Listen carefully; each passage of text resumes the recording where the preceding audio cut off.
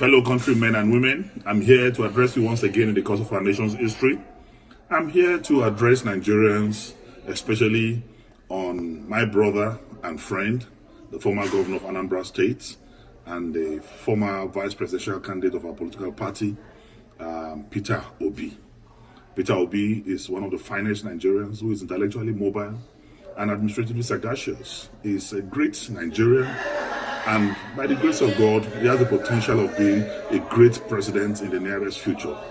I celebrate you, Peter Obi, and I celebrate your movement for a new Nigeria. I celebrate your conscientization of the Nigerian youth and public on governance and building a new Nigeria. But I want to advise that your time is not now, because you will have to wait for your time. I've listened to your postulations, I've listened to your arguments, I've listened to your deliveries, I've listened to your campaigns, and I can say that 90% of your campaign is dwelling on reducing the cost of governance. I mean, most of your campaigns is around cutting the costs of governance. And I want to tell you that the problem of this country is beyond just cutting the cost of governance. The problem of this country is beyond reducing the cost of governance. I'm not saying that is deceptive. I'm not saying it's pretentious, but I'm telling you that it is less than 1% of our national problem. Beyond cutting the cost of governance, and I want to say that cutting the cost of governance, you don't need to be a president to cut the cost of governance. If you have a very effective Minister of Finance, you have a very effective Minister of Budget and Planning, you have a very effective CBN governor, you can cut governance. You have a very effective chairman of the economic team. You can cut governance with the cooperation of a president. But I want to say that that is not our major problem today in this country. What we need today in Nigeria is to unify this country. Nigeria has never been this divided in our national history. Not even during the Civil War are we this divided.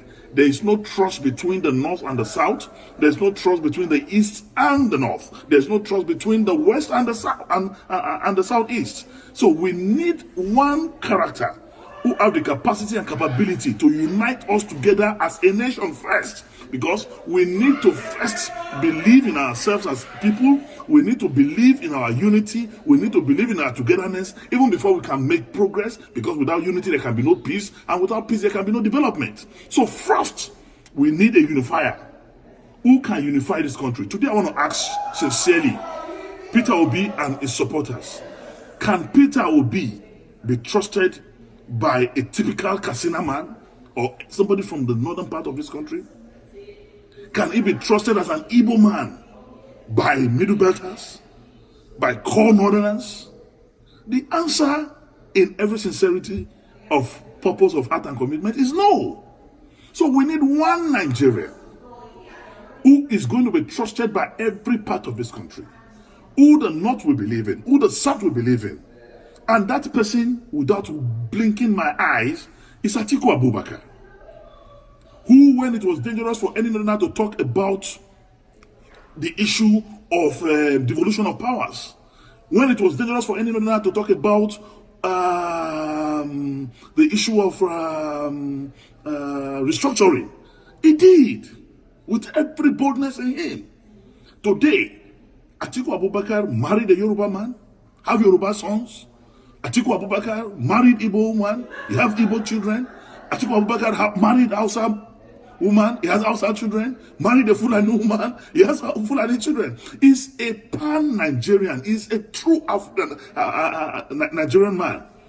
Only him, among those who are candidates of presidential, who are candidates of any political party today, seeking for the presidency of this country, have the capacity and potential to bring us together as a nation.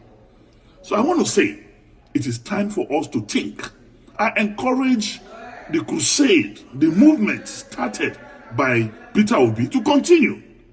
Move from campus to campus, move from community to community, move from one progressive group and organization from this country to another, to campaign for the new Nigeria that is to come, and be part of the movement of Atiku Abubakar to rebuild, to restructure, to reorganize, and reboot Nigeria as a country.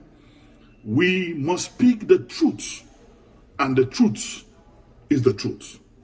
You are a great Nigerian. I salute your political and intellectual sagacity. You are one Nigerian that I know. Tomorrow, there's a space for you. But for today, let us forget the social media drama. Let us forget the diaspora euphoria.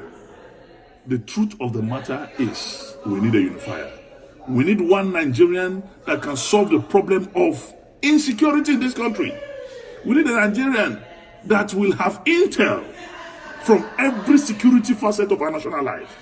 We need a Nigerian that will get intel from Cameroon, from Chad, from Mali, from Benin.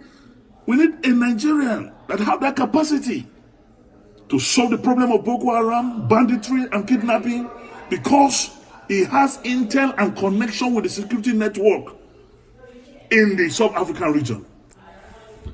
And that Nigerian today is Atiku Abubakar.